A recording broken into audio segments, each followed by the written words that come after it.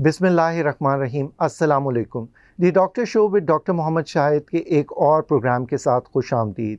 दुनिया भर में ज़ियाबतीस का मर्ज़ तेज़ी से फैल रहा है और इसकी बहुत सारी वजूहात हैं। पाकिस्तान का दुनिया भर में तीसरा नंबर आ गया है शुगर के मरीज़ों में। इसकी पाकिस्तान में क्या वजूहात हैं, क्यों बढ़ रहे हैं शुगर के मरीज़ और इसकी कॉम्प्लिकेशंस क्या हो सकती हैं, क्या पेचीदगियाँ हो सकती हैं अगर शुगर को कंट्रोल में ना रखा जाए। इस प्रोग्राम में हम तफसील से बात करेंगे इन बातों के बारे में और हमारी मेहमान शख्सियत हैं डॉक्टर सुमेरा जबीन। आप कंसल्टेंट एंडोक्राइनोलॉजिस्ट हैं पटेल हॉस्पिटल कराची में। अस्सलाम वालेकुम। अस्सलाम वालेकुम। डॉक्टर सुमेरा, ये एंडोक्राइनोलॉजिस्ट क्या होते हैं? एंडोक्रिनोलॉजी एक मेडिसिन की आगे की फील्ड है जिसमें हम पढ़ते हैं हार्मोन्स के बारे में। अच्छा। हमें बहुत सारे लोग डायबिटोलॉजिस्ट भी कहकर बुलाते हैं, लेकिन हमें ये मालूम होना चाहिए कि इंसुलिन भी एक हार्मोन है। तो हम सिर्फ और सिर्फ डायबिटीज़ को ही नहीं, हम बाकी हार्मोन्स को भी देख रहे होते हैं। तो लेकिन मेजर जो है वो आपका डायबिटीज़, थायराइड, उसके अलावा बाकी जो हार्मोन्स हैं, फीमेल के जो रिलेटेड इश्यूज़, इसके अलावा स्टीरॉइड एक हार्मोन होता है, हड्डियों के मसले मसाइल, ऑस्टियोपोरोसिस जिसके अंदर आ जाता है। इसी तरह हमारे दिमाग में एक हेड क्वार्टर समझें बैठा हुआ है जिधर सारा के सारे हार्मोन्स मैनेज हो रहे हैं, उसको पिट्यूटरी ग्लैंड कहते हैं। सो उससे रिलेटेड सारे के सारे इश्यूज़, ये सब का सब, ये जो इतनी भी हार्मोन्स की साइंस है ये एंडोक्रिनोलॉजिस्ट डील करता है। ठीक है। अब डायबिटोलॉजिस्ट और एंडोक्राइनोलॉजिस्ट में क्या फ़र्क होता है? देखिए, एक्चुअली एंडोक्रिनोलॉजिस्ट जो है वो डायबिटीज़ को भी देख रहा है और बाकी सब हार्मोन्स को भी देख रहा है। तो ये इसका अगर हम और टेक्निकल उसके अंदर चले जाएं तो एंडोक्रिनोलॉजिस्ट जो है वो एक प्रॉपर डिग्री है जो आप मेडिकल स्पेशलाइजेशन के बाद हासिल कर सकते हैं। लेकिन अगर आप एक डिप्लोमा करेंगे जिसमें आप मेनली डायबिटीज़ के ऊपर फोकस रहेगा, तो फिर आप डायबिटोलॉजी का एक डिप्लोमा होता है, तो then those people they follow this diabetology pathway. Doctor Sumera, sugar का मर्ज़ क्यों दुनिया भर में और पाकिस्तान में बढ़ रहा है? ये तो हम सबके लिए एक लम्हा फ़िक्रिया है मेरे ख़्याल में डॉक्टर शाहिद के। इसके लिए शुगर के मरीज़ सिर्फ एंडोक्रिनोलॉजिस्ट या डायबिटोलॉजिस्ट ही देख रहे हैं। मेरे ख्याल में पाकिस्तान में हर डॉक्टर डायबिटीज़ के पेशेंट्स देख रहे हैं, क्योंकि डायबिटीज़ एक तरह से हमारी अवामी बीमारी बन गई है। पाकिस्तान दुनिया में दुनिया का तीसरा बड़ा मुल्क बन गया है शुगर के हवाले से, और इसकी एक बहुत बड़ी वजह हमारा एक तो लाइफस्टाइल है और इसके अलावा हमारे जीन्स। तो ये जब ये दोनों चीज़ें मिली और जिस तरह की हमारे चलना फिरना बहुत कम हो गया है, जिसको हम सेडेंट्री लाइफस्टाइल कहते हैं, और जब लोगों के वज़न बढ़ना शुरू हुए और जब हमारे जीन्स में वो ख़ास चीज़ें हैं जिनकी वजह से हम लोग sugar, we are like more prone to develop diabetes compare to the rest of the world. तो जब ये सब चीज़ें मिली तो इसने शुगर की एक तरह से पूरी आधे पाकिस्तान को शुगर करा दिया। बहुत सारे मरीज़ कहते हैं कि हमें खून की शुगर है या पेशाब की शुगर है। डॉक्टर साहब ये बताएं, तो शुगर की ये इकसाम क्या होती है, हम इसको किस तरह कैटेगराइज करते हैं? अगर आप ये जो है ना, ये एक बड़ा डिबेटेबल टॉपिक है कि एक्चुअली कितनी इकसाम है शुगर की। लेकिन अगर हम एक आम फहम ज़बान के अंदर कहें तो इसको हम मेनली 3 के अंदर डिवाइड करेंगे। एक टाइप 1 डायबिटीज़ है जो अमूमन बच्चों में या मिडिल एज लोगों में, यंगर थोड़े से एडोलेसेंट्स जिनको हम कहते हैं, उनके अंदर हो सकती है। ये वो शुगर होती है जिसके अंदर हमारे जिस्म की मुकम्मल इंसुलिन ख़त्म हो चुकी होती है। आपको पता है कि इंसुलिन की रिप्लेसमेंट इज़ इंसुलिन अलोन। तो अगर ये किसी बच्चे में भी ये वाली शुगर होती है तो उसमें हमें उनको इंसुलिन से ही उनका इलाज करना पड़ता है। ये सारी उम्र बच्चे को इंसुलिन लगेगी? बिल्कुल। ये टाइप 1 डायबिटीज़ होती है जिसके अंदर उनके लबलबा इंसुलिन बनाना ख़त्म कर चुका होता है। ठीक है। तो एक तरह से आप समझे इंसुलिन उनके लिए आबे हयात का काम करती है। तो ये वो लोग होते हैं, इसके लिए दुनिया में बहुत बहुत ज़्यादा काम हो रहा है, और इन्हीं लोगों को, और ये सोचते हुए कि ये ज़िंदगी भर इंसुलिन लगाते हैं, तो इंसुलिन पम्प्स अब दुनिया में आना शुरू हुए, इंट्रोड्यूस किए हैं कि इन लोगों की जितनी भी इनको थोड़ा सा हम इनकी मुश्किल को आसान कर सकें और इनकी शुगर को कंट्रोल कर सकें। डॉक्टर सुमेरा, अभी पिछले दिनों एक दवाई आई है टेप्लेजुमैब के नाम से, तो इसका क्या है? ये शुगर टाइप 1 से रोक देती है या होने नहीं देती? देखिए, ये एक तो थोड़ा सा बहुत समझें कि थोड़ी कंफ्यूजन एंड मिसअंडरस्टैंडिंग फैल गई थी इस दवाई के, कि ये हमें बहुत सारे लोगों ने पूछा कि ये वो दवाई है जिससे आप हमेशा हमेशा के लिए शुगर से बच सकते हैं, या ये कोई नया इस तरह का कोई फार्मूला आ गया है जिसके बाद ज़िंदगी भर आपको किसी दवाई की ज़रूरत नहीं रहेगी। तो ये सब की सब मिसअंडरस्टैंडिंग्स हैं। ये असल में एक ऐसी दवाई है जो टाइप 1 डायबिटीज़ के मरीज़ों के लिए बनाई गई है, और ये उन लोगों के लिए बनाई गई है जिनको अभी फुल ब्लोन, या जिसको हम ओवर्ट टाइप 1 डायबिटीज़ कहते हैं, नहीं हुई है। ये देखें, बाहर की दुनिया में सबसे ज़्यादा type 1 diabetes usually Scandinavian countries, जिसके अंदर आपका फिनलैंड है, ये स्वीडन, डेनमार्क, ये वाले मुल्क ऐसे हैं जिनके अंदर टाइप 1 डायबिटीज़ के मरीज़ सबसे ज़्यादा दुनिया में पाए जाते हैं, और इन मुल्कों में बहुत ज़्यादा टाइप 1 डायबिटीज़ पे रिसर्च हो रही है। इसके अलावा बाहर की दुनिया में इस तरह के बहुत सारे स्क्रीनिंग प्रोग्राम्स हैं जिसके अंदर अमूमन कुछ लोगों को या बच्चों को टाइप 1 डायबिटीज़ होने से पहले ही एक, जिसे कहते हैं ना, प्री डायबिटिक एक स्टेज होती है टाइप 1 डायबिटीज़ की भी, जिसमें ये पकड़ी जा सकती है बीमारी।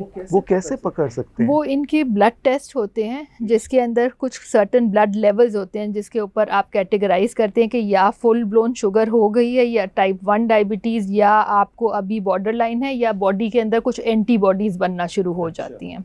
ठीक है, तो जब ये बनना शुरू हो जाती हैं एंटीबॉडीज़, तो एक तरह से आप समझें कि ये हमारे लिए एक अलार्म बेल बज जाती है कि इस मरीज़ के अंदर वो एंटीबॉडीज़ बन रही हैं जो इनके लबलबे पे अटैक करके इवेंचुअली इनके लबलबे को बिल्कुल मतलब ख़त्म कर देंगी, इंसुलिन प्रोड्यूसिंग सेल्स को ख़त्म कर देंगी।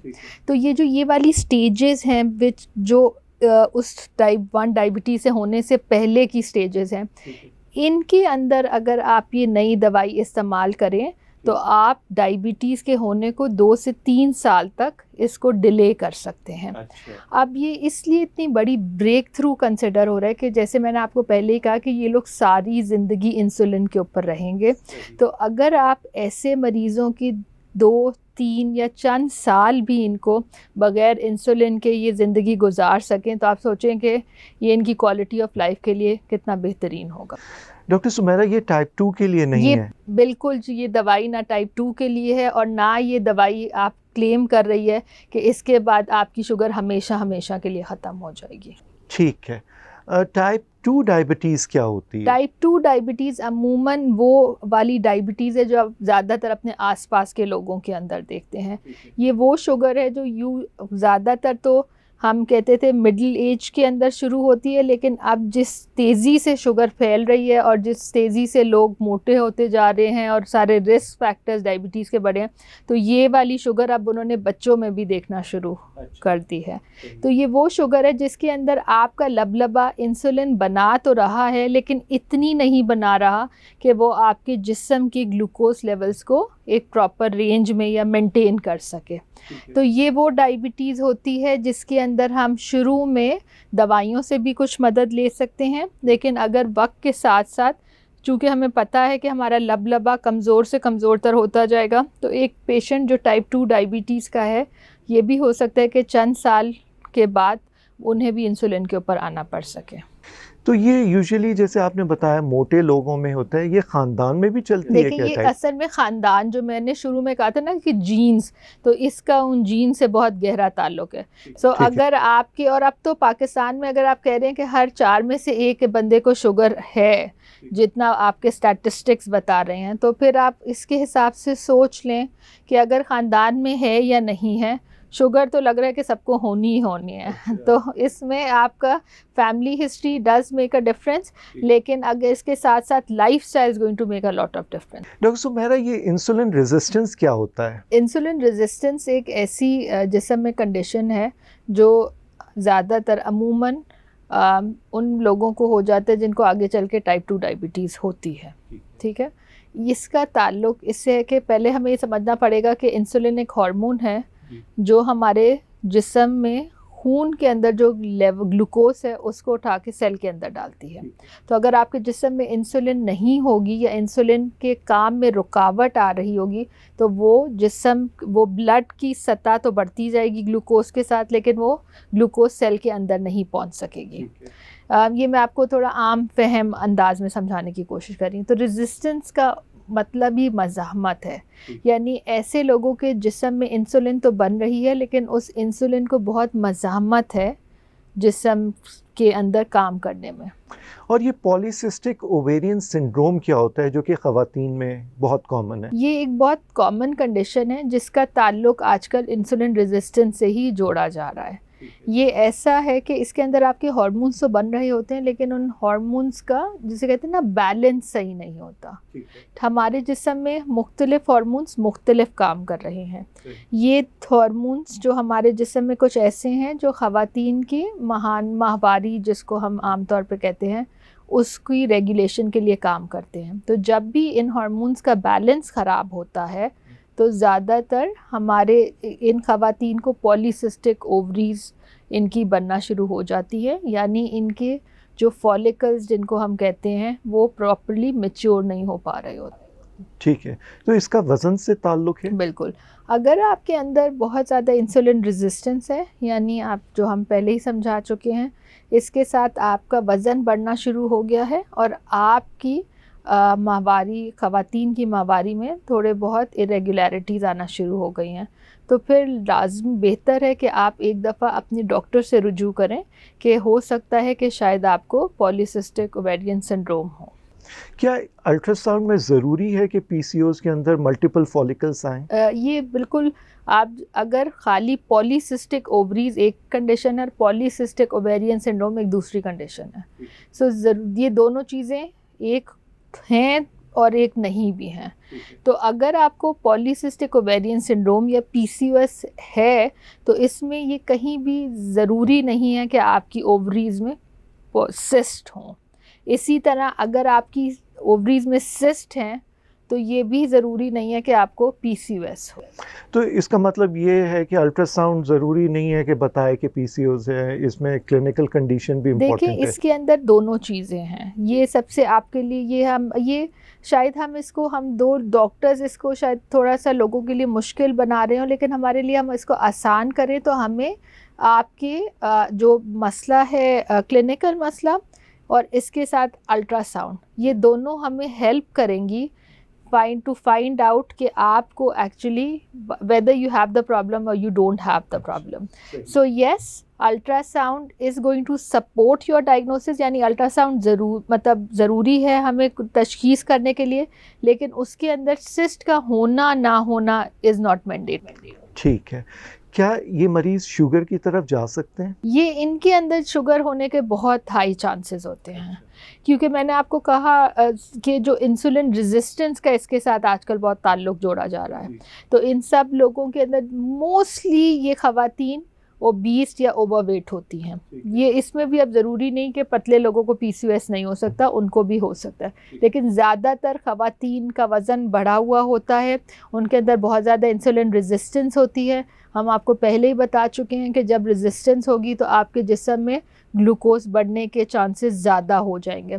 तो इन लोगों के अंदर आगे चलते हुए अगर ये अपने वेट को प्रॉपर्ली कंट्रोल नहीं करेंगे तो ना सिर्फ शुगर होने के चांसेस वो प्रॉब्लमेटिक हो सकते हैं, बल्कि ऐसी तमाम ख़वातीन को आगे कंसीव करने के अंदर भी थोड़े बहुत इश्यूज हो सकते हैं।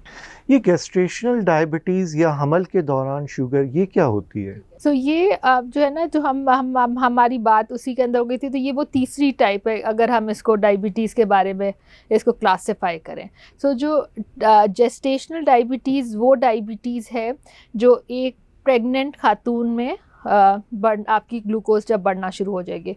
ये अमूमी तौर पर 20 हफ्तों के बाद जो है ज़ाहिर होना शुरू होती है, और इसके अंदर चूँकि जिस्म के अंदर आपके ग्लूकोज लेवल्स बढ़ना शुरू हो जाते हैं तो एक प्रेग्नेंट खातून के अंदर हमें उसको लाजमी ट्रीट करने की ज़रूरत है, वरना वो जितना भी ज़्यादा ग्लूकोज हमारे खून में बढ़ता जा रहा होता है वो अल्टीमेटली बेबी में जा रहा होता है। और हमें पता है कि उस हाई ग्लूकोज का जो बच्चा है उसके हेल्थ के ऊपर बहुत असर हो सकता है।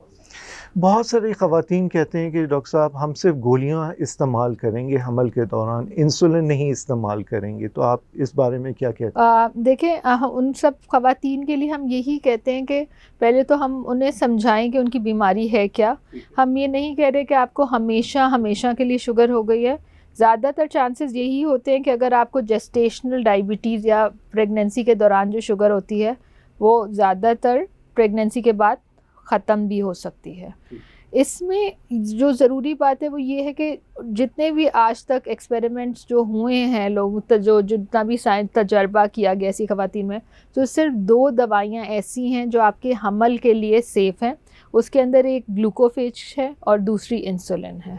बाकी जितनी भी दवाइयाँ हैं वो बहुत अच्छी दवाइयाँ हैं, लेकिन वो दवाइयाँ आपके हमल के लिए नुकसानदेह हो सकती हैं।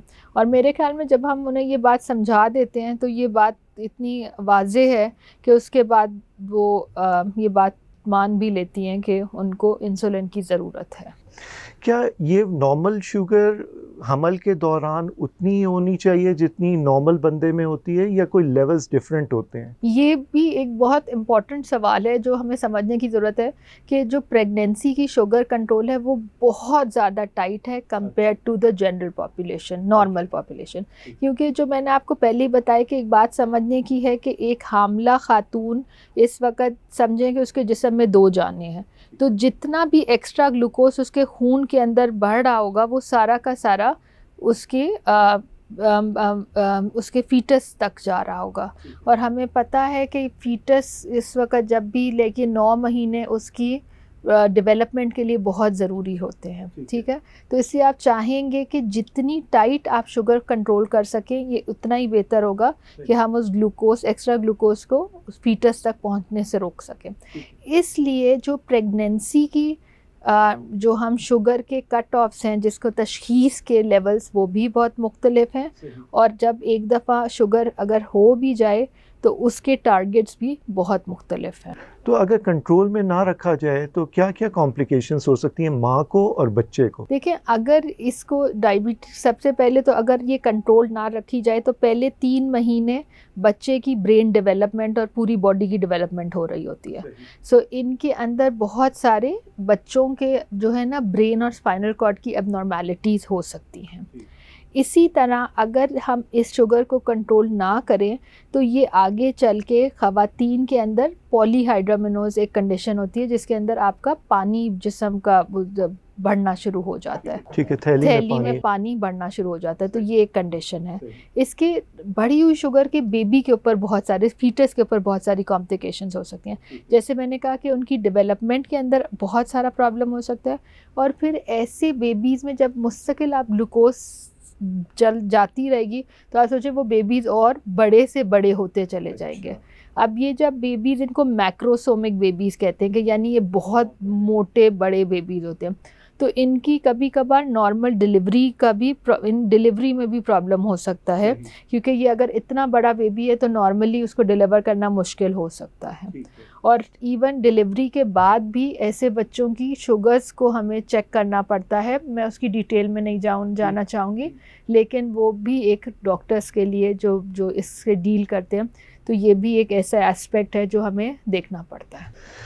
डॉक्टर सुमेरा, ये बताएं कि आपने टाइप 2 डायबिटीज़ का बताया जो कि बहुत कॉमन है, तो इसमें क्या क्या कॉम्प्लिकेशंस हो सकती हैं अगर शुगर को कंट्रोल में ना रखा जाए? शुगर एक ऐसी बीमारी है कि अगर हम इसको समझ ना पाए या हमने अभी अपने मास्टर्स को इस मैसेज को नहीं प्रोपेगेट किया कि we need to control this glucose levels, तो हम बहुत परेशानी इस बात की, हमें शुगर की परेशानी नहीं बल्कि हमें उन सब कॉम्प्लिकेशंस की परेशानी है जो शुगर के मरीज़ को हो सकती हैं। इसके अंदर आपकी आंखों की बीनाई ख़त्म हो सकती है। हार्ट, शुगर के मरीज़ों में जो सबसे ज़्यादा हार्ट अटैक्स कॉमन होते हैं। गुर्दे फेल होने में, अमेरिका में गुर्दों के मसाइल में सबसे ज़्यादा शुगर के मरीज़ों के गुर्दे। पाकिस्तान में हमारे पास इस तरह की स्टडीज़ नहीं है, लेकिन आई एम श्योर कि अगर आप गुर्दों के मरीज़ देखें तो उनमें बहुत सारे मरीज़ों को शुगर होती है। इसी तरह फालिज होने का चांस, पैरों में ज़ख़म और उन ज़ख़म से पैर कट जाने के का ख़तरा हमेशा रहता है। और ये शुगर हमारी छोटी छोटी नसों के ऊपर जब असर करना शुरू कर देती है तो ये बहुत ज़्यादा सनसनाहट और ये न्यूरोपैथीज जिनको हम कहते हैं ये होने के चांसेस होते हैं। ये HbA1c वाला टेस्ट कौन सा होता है? देखिए, आपकी HbA1c एक ऐसा टेस्ट है जिसके अंदर हम आपके जो हमारा हीमोग्लोबिन है उससे रिज़ल्ट्स निकालते हैं और ये हमें बताते हैं कि पिछले 3 महीने में एक किसी भी शख्स की एवरेज ग्लूकोज कैसी रही है। आपने अगर ये बिल्कुल नेचुरल बात है कि आप किसी मरीज़ को कहेंगे कि कल सुबह तुम्हारा फास्टिंग का टेस्ट है तो वो आप देखेंगे 2 दिन से अपनी सारी मीठा वीठा सब बंद करके वो आपके पास फास्टिंग 90 की शुगर लेकर आ जाएगा और आप कहेंगे वेरी गुड, सब अच्छा चल रहा है। और जब आप उसका HbA1c देखेंगे तो वो आपके लिए एक बहुत बड़ा सरप्राइज़ हो जाएगा, क्योंकि वो A1c आपको जो है पकड़ लेगा, वो आपको एवरेज पिछले 3 महीने का जो भी आपने खा पी रहे थे, जो भी बदपरहेज़ी हो रही थी, वो हमें इनडायरेक्ट A1c के थ्रू पता चल जाएगा। वैसे तो अब A1c से भी ज़्यादा एडवांस टेस्ट आ चुके हैं और हम A1c की क्रेडिबिलिटी को भी थोड़ा सा क्वेश्चन कर रहे हैं, बट आई थिंक वो इस जगह का टॉपिक नहीं है। ये पाकिस्तान में है जो आप बता रहे हैं? जो ये बिल्कुल ये पाकिस्तान के अंदर भी ये अब जो दुनिया में या डायबिटीज़ में जितनी ज़्यादा आगे एडवांसमेंट आ रही हैं तो अब वो कंटिन्यूस ग्लूकोज मॉनिटरिंग की बात हो रही है। कंटिन्यूस ग्लूकोज मॉनिटरिंग एक ऐसा सिस्टम है जिसके अंदर आप मुस्तकिल अपनी ब्लड ग्लूकोज को मॉनिटर कर सकते हैं। डॉक्टर सुमेरा, वो कैसे करेंगे? अच्छा, इसमें बड़ी इंटरेस्टिंग बात है कि ये ऐसा है कि जो कभी कभार लोग हमसे पूछते हैं कि क्या मुमकिन है कि बगैर सुई चबोए हुए हम ग्लूकोज को चेक कर सकें, तो ये वही सिस्टम है। इसके अंदर एक सेंसर है जो हम अमूमन बाजू के ऊपर लगा देते हैं और वो सेंसर जो है मुस्तकिल हमारे ब्लड ग्लूकोज को मॉनिटर कर रहा होता है। कोई मशीन भी ऊपर चलाते बिल्कुल, हैं तो उससे आप पता उसका चलता वो है? जो सेंसर आपने यहाँ पे रख दिया और अब जब भी आप एक उसके साथ एक डिवाइस आता है, उसको जब भी आप उसके सामने से गुजारेंगे तो वो आपको आपका ग्लूकोज लेवल्स जो है वो बता देगा। वो सिर्फ आपको आपके ग्लूकोज लेवल्स ही बताएगा, बल्कि वो पिछले हफ्ते के महीने के आपके पूरे के पूरे ना सिर्फ लेवल्स और एवरेज बताएगा बल्कि वो हमें पूरे ग्राफ्स बता सकता है, जो हमारे लिए और पेशेंट्स के लिए बहुत ज़रूरी है कि अगर वो किसी टाइम पे बदपरहेज़ी कर रहे थे तो किस तरह का शुगर था, जिस दिन उन्होंने एक्सरसाइज करना शुरू की तो किस तरह। तो ये बड़ी एडवांसमेंट्स है मेरे। तो ये तो सोते सोते भी पता चल जाएगा कि तो ये देखें, ये हैं तो महंगी, ज़ाहिर है ये सारी की सारी technology comes with a price. वो उन्होंने बात तो दूसरे में की थी, मैं इस वाली पाकिस्तानी प्राइस की बात कर रही हूँ, बिकॉज़ ये महंगी चीज़ें हैं, लेकिन इसमें ये सबसे ज़्यादा हम टाइप 1 डायबिटीज़ के लिए बहुत ज़रूरी है, क्योंकि हमें पता है कि बाज़ दफ़ा ये इवन प्रेगनेंसी में इसका होना बहुत ज़रूरी है, क्योंकि बाज़ दफ़ा हम अपने कुछ मरीज़ों को 7 दफ़ा दिन में शुगर मॉनिटर करने का कह सकते हैं। तो अब आप सोचिए कि 7 दफ़ा किसी को प्रिक करना बहुत तकलीफ़देह अमल हो सकता है। तो ऐसी सारी कंडीशंस के अंदर this is like a very very good advance. और ये सेंसर कितने दिन लगता है डॉक्टर? ये सेंसर यूजुअली 14 दिन तक रहता है। अच्छा, उसके बाद हटाना उसके बाद फिर अगर आपको मॉनिटर, फिर आपको दूसरा रिप्लेस करना पड़ता है उस सेंसर को। ठीक है, तो 14 दिन तक आप एक सेंसर से ग्लूकोज चेक कर सकते हैं। बिल्कुल ठीक है। और कॉम्प्लिकेशंस भी कम हो सकती हैं अगर मॉनिटर करते देखिए, रहें। इस वक्त I think the call of the day is कि आपको ये सब तो एडवांसमेंट्स हो रही हैं, लेकिन मेरे ख्याल में हमें पाकिस्तान में एक आम आदमी को ये समझाना बहुत ज़रूरी है कि ये सिर्फ हम शुगर के नंबर्स के पीछे क्यों भाग रहे हैं, क्योंकि हमें पता है कि हमने खाली नंबर वाला तो 400 की शुगर वाला भी आपके क्लिनिक में भी चलता हुआ आएगा, मेरे क्लिनिक में भी, बट ये उसके बाद के सारे मरहाइल और जो कॉम्प्लिकेशंस हैं उनको किस तरह रोका जा सकता है और उन लोगों को कैसे समझाया जा सकता है कि एक well controlled blood glucose levels कितने अरसे तक हमारी इन कॉम्प्लिकेशंस को डिले कर सकती है। डॉक्टर सुमेरा, हम शुरू में जैसे आपने बताया कि दवाइयाँ देते हैं टाइप 2 डायबिटीज़ में, और एक हद होती है ना दवाई की भी कि वो एक लिमिट तक आप दे सकते हैं क्योंकि लुबलुबा कमज़ोर होता है, लेकिन मरीज़ कहता है कि डॉक्टर साहब इंसुलिन से बचा लें, कुछ भी करें इंसुलिन ना दें। तो ऐसे मरीज़ों के लिए क्या पैगाम है? देखिए, सबसे पहले तो ना हमने मेरे ख्याल में किसी टाइम पे हमने ही मरीज़ों को डराना शुरू किया कि आप शुगर कंट्रोल नहीं करेंगे तो आपको सुई लगेगी। तो सबसे पहले तो आप ये उन्हें समझाएंगे इंसुलिन कोई बुरी चीज़ नहीं है, ये बहुत अच्छी चीज़ है। और ये पुराने वक्तों की बातें हैं जब हम कहते थे कि आपका आखिरी हल जो है वो इंसुलिन होगा। अब बहुत सालों से हम कहते हैं जी अच्छा शुगर कंट्रोल इज़ इम्पॉर्टेंट, अब वो किसी टाइम पे भी इंसुलिन से हो जाए या गोलियों से हो जाए। तो इसलिए जब आप अपने पेशेंट को एजुकेट करना शुरू करें तो आप देखेंगे कि बहुत सारे वो जो friction between the patient and the doctor वो सिर्फ और सिर्फ ऐसे ही हल हो सकती है जब आप अपने मरीज़ को समझाना शुरू कर दें कि हम जो कर रहे हैं वो क्यों कर रहे हैं।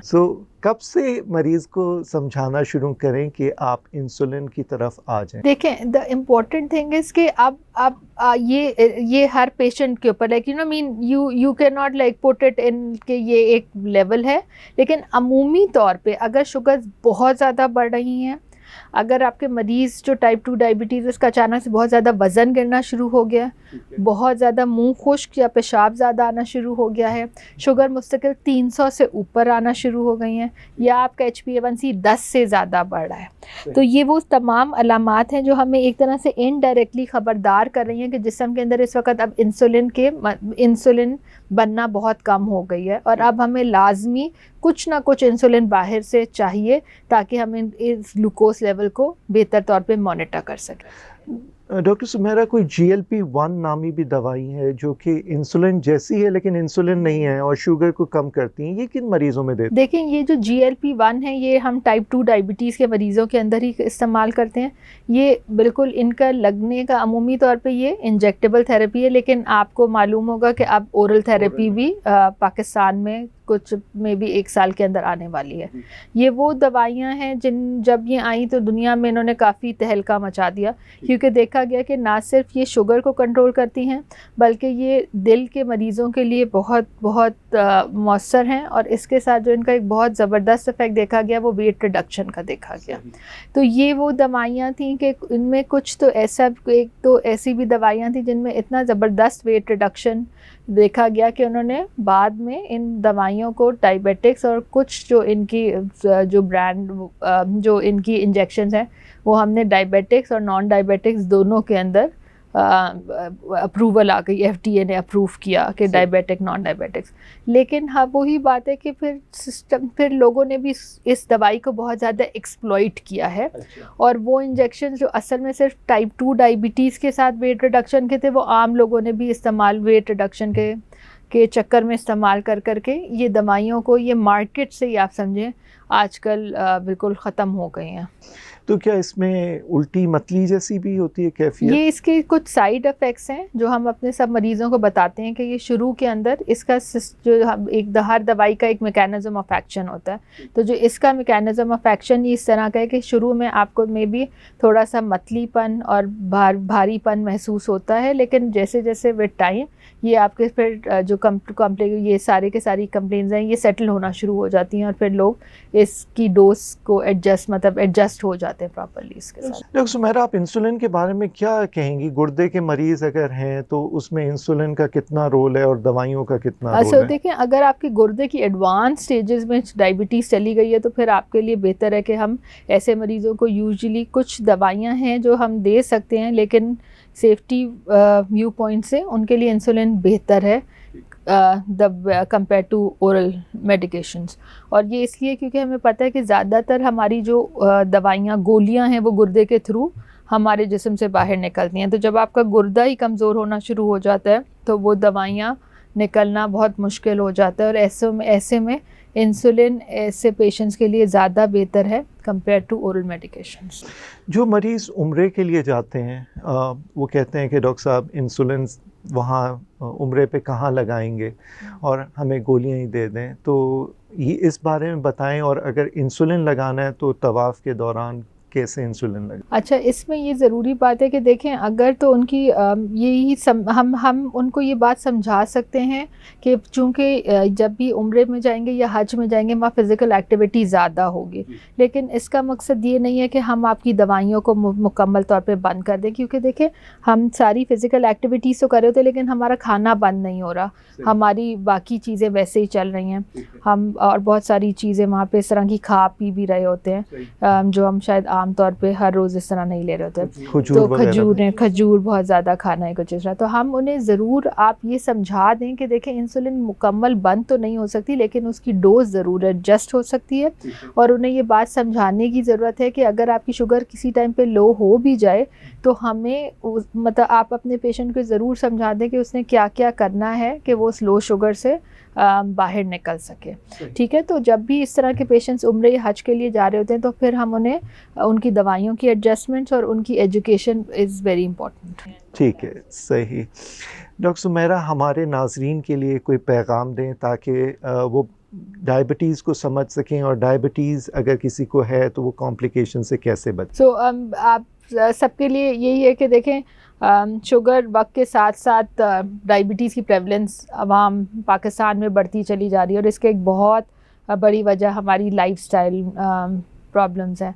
तो I think a healthy lifestyle सिर्फ हमारी हेल्थ के लिए नहीं बल्कि हमारे मूड के लिए भी बहुत बेहतर हो सकती है, because people are getting very depressed nowadays. So I think healthy life is a balance life. अगर हम ये समझ के अपनी सारी लाइफस्टाइल पे चलें तो ये हम सबके लिए बेहतर होगा। Thank you doctor Sumera Jabeen, बहुत बहुत शुक्रिया आपका प्रोग्राम में आने का। जैसे डॉक्टर सुमेरा ने बताया कि एतदाल का रास्ता इख्तियार करें। अगर किसी को डायबिटीज़ है तो अपनी दवाइयाँ वक्त पर लें और अगर अनकंट्रोल डायबिटीज़ है तो इंसुलिन का जल्द इस्तेमाल करें ताकि कॉम्प्लिकेशन से बचा जा सके। नेक्स्ट प्रोग्राम तक के लिए अल्लाह हाफिज़।